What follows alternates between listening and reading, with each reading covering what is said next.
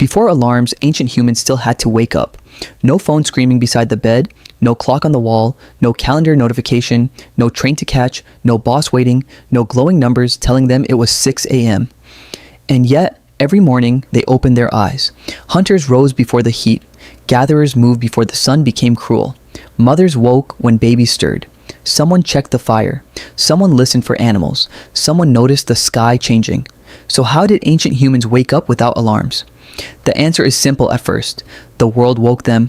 Not one sound, not one signal, an entire planet. Light, cold, birds, smoke, hunger, children, insects, footsteps, the pressure of other bodies sleeping close by, the slow brightening of the sky. Ancient humans did not need an alarm because they were sleeping inside the alarm. Today, we sleep inside rooms designed to defeat morning.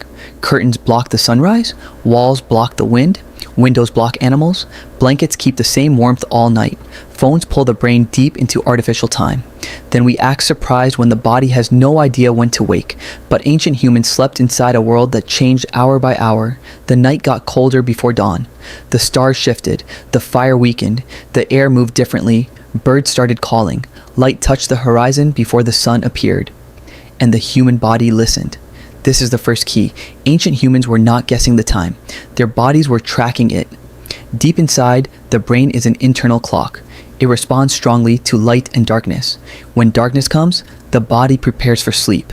When morning light returns, the body begins moving toward wakefulness. Hormones shift, temperature changes, alertness rises. Long before anyone invented a clock, the body was already keeping one. But it only works properly when the world is allowed to reach you. For ancient humans, sunset was not decorative. It was an instruction. The sky darkened and the body understood.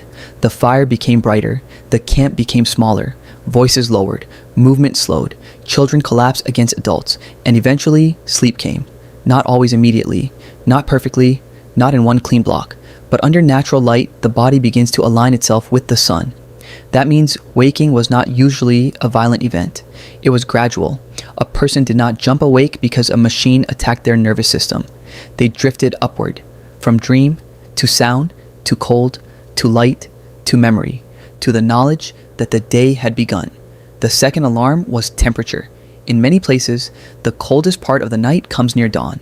The fire is lower, the ground has lost heat, the body feels the change. A sleeping person curls tighter, shifts position, reaches for a hide, moves closer to another body. That movement can be enough to wake someone. Not fully, just enough. And once one person wakes, the camp begins to wake. That is the third alarm. Other people, ancient humans rarely slept like modern people, sealed alone in private rooms. They slept near family, near children, near elders, near the fire, near breathing, near coughing, near someone turning over. One person waking could disturb another. A baby crying could wake a mother. A mother moving could wake a sibling.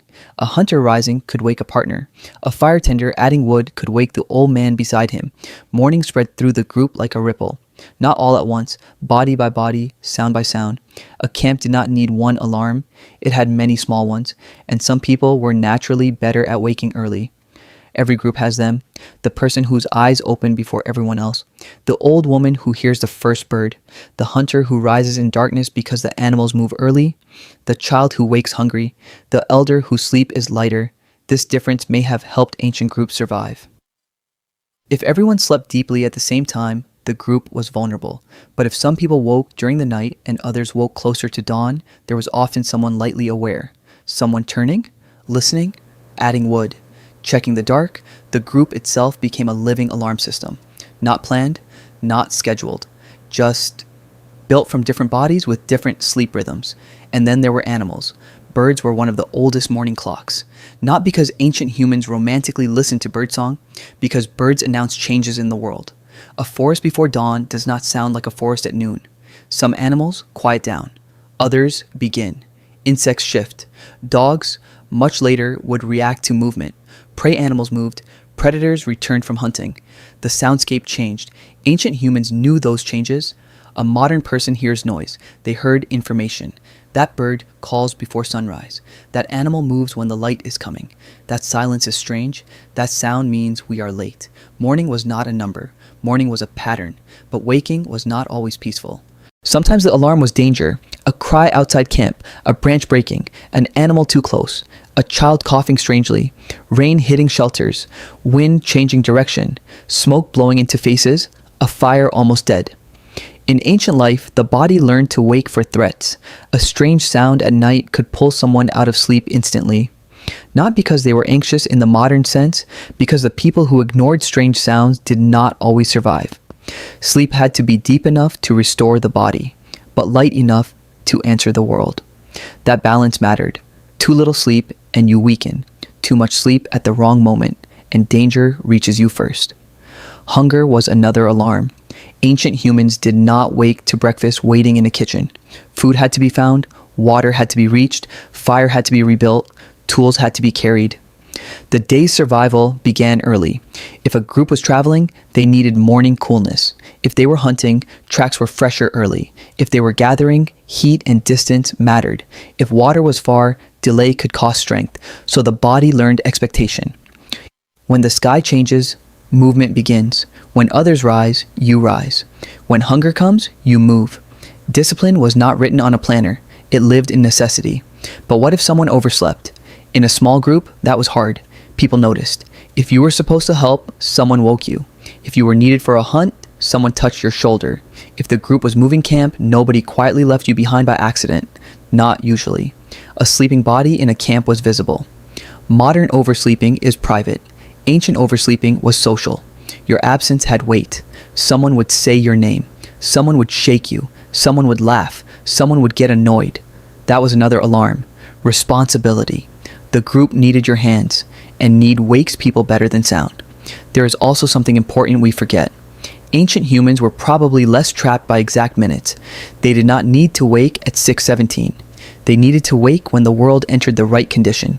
Enough light to move, cool enough to travel, early enough to follow animals, dry enough to leave, safe enough to gather. Their time was event-based.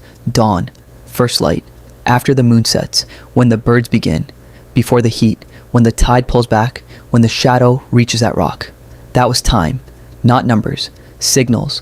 The land told them when, and the more they listened, the better they survived. So how did ancient humans wake up without alarms? They woke because darkness ended, because cold touched their skin, because the fire sank, because birds started shouting into the gray, because children moved, because elders stirred, because hunger returned, because the group began to rise, because the body, trained by real night and real morning, knew what modern life has made us forget. A clock is not the only way to know time. For hundreds of thousands of years, humans woke without machines because they were not cut off from the world that made them. They slept under changing skies, beside breathing bodies, near fire, inside danger, inside duty, inside a rhythm older than language. And every morning, before alarms ever existed, the same quiet miracle happened. The horizon brightened. The camp stirred. Someone opened their eyes, and the day began without a single sound that did not belong to the earth.